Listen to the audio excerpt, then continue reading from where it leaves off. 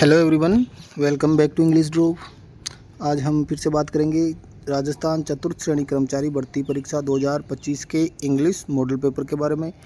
आज का हमारा जो मॉडल पेपर होने जा रहा है वो होगा मॉडल पेपर नंबर 64। इस वीडियो के थ्रू मैं आपको एक छोटी सी इन्फॉर्मेशन देना चाहता हूँ कि आपको हमारे चैनल इंग्लिश ड्रोव के ऊपर जब तक आपकी 4th ग्रेड एग्ज़ाम होगी तब तक डेली आपको इंग्लिश का जो प्रैक्टिस पेपर है वो देखने को मिलेगा। तो जितने नए लोग हैं वो चैनल को सब्सक्राइब करके रख लें और क्लास को लाइक करें। और स्टार्ट करेंगे क्वेश्चन नंबर फर्स्ट। लिखा है choose the correct option to fill in the blank. लिखा है the meeting blank eight 6 o'clock।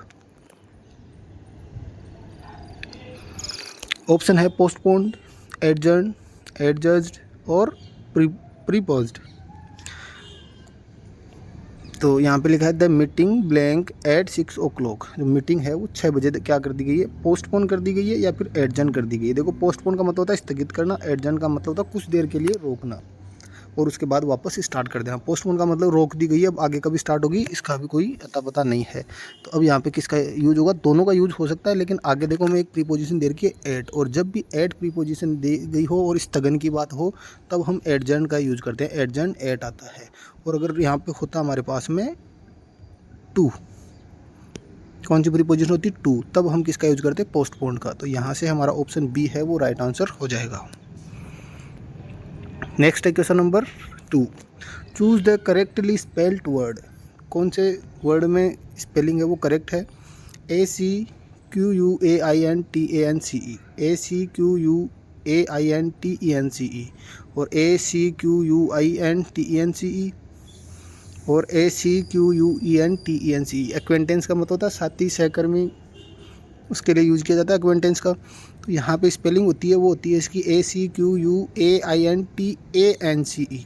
ई नहीं आता, क्या आता है, ए आता है। मतलब अल्फ़ाबेट में सबसे अंग्रेजी का सबसे फर्स्ट लेटर कौन सा, ए। तो एक्वेंटेंस में भी क्या आएगा, ए।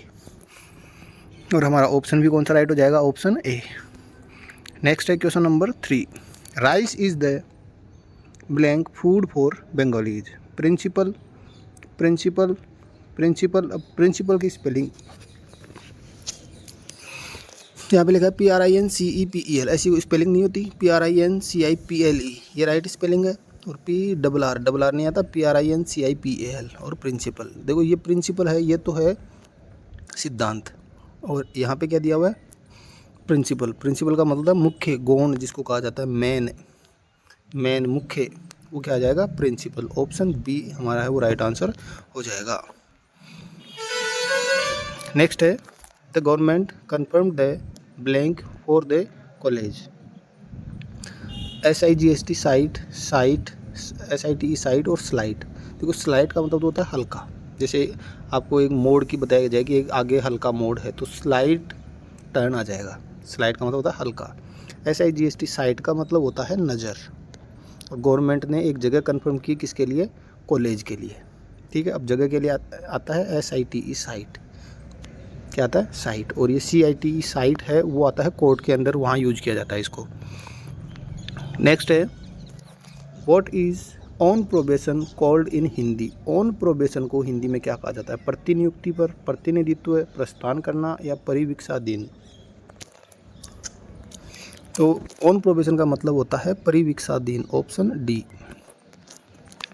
नेक्स्ट है सब्सक्राइबर का हिंदी समानार्थक शब्द है। सब्सक्राइबर को हिंदी में क्या कहा जाता है, आलेखीय, प्रेक्षक, अभिदाता और आलेख।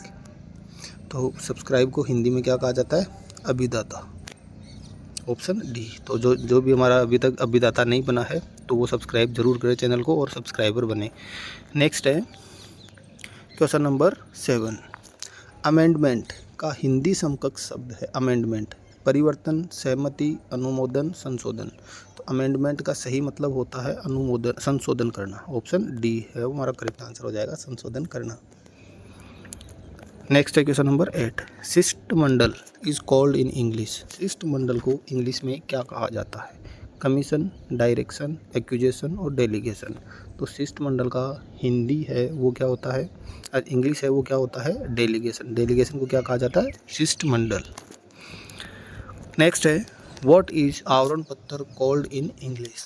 व्हाट इज आवरण पत्र called in English. Covering letter, endorsement letter, official letter या फॉर्मल लेटर। तो आवरण का मतलब होता है कवर करना, आवरण चढ़ाना, तो इसका मतलब हमारा ऑप्शन ए है वो राइट आंसर हो जाएगा, कवरिंग लेटर। नेक्स्ट है दे completed the task on time. Assertive to negative. Assertive sentence से किस में चेंज करना है, नेगेटिव में, सिंपल से नेगेटिव में हमें चेंज करना है।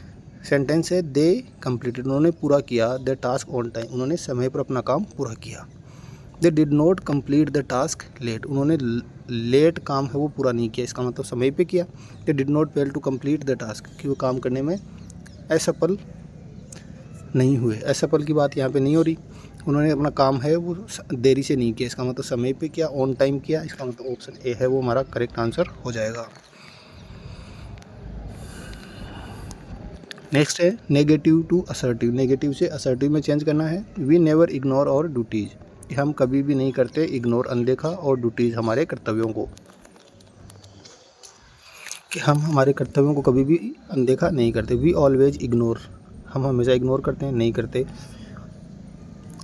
वी डोंट, ये नेगेटिव सेंटेंस हो गया। वी ऑलवेज परफॉर्म और ड्यूटीज़, हम हमेशा अपनी ड्यूटी को पूरा करते हैं, इसका मतलब ऑप्शन सी है वो करेक्ट आंसर हो जाएगा। ऑप्शन डी है वी फॉरगेट और ड्यूटीज़, कि हम भूल जाते हैं, हमारे ड्यूटीज़ कर्तव्यों को भूलते नहीं है, समय पे पूरा करते हैं, तो इसका मतलब क्या हो जाएगा, option C.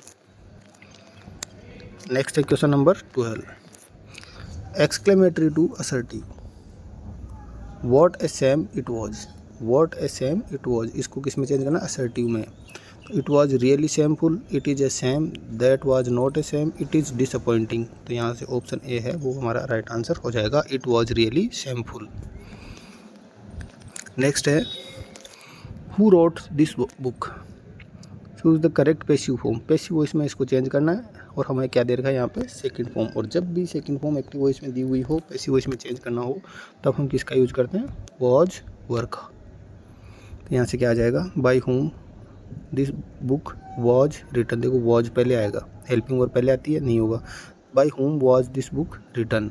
This book was written by who. By who नहीं आता, ये हु बाद में नहीं आता, स्टार्टिंग में आएगा। बाय हु, बाय हु नहीं होता, बाय होम होता है, इसका मतलब ऑप्शन बी है वो करेक्ट आंसर हो जाएगा। नेक्स्ट है question number 14, someone stole my bike last night. फिर से हमें क्या दे रखी है, यहाँ पे सेकंड फॉर्म दे रखी है, तो वही हमें पैसिव वॉइस में क्या चाहिएगा, वॉज वर्ड चाहिएगा।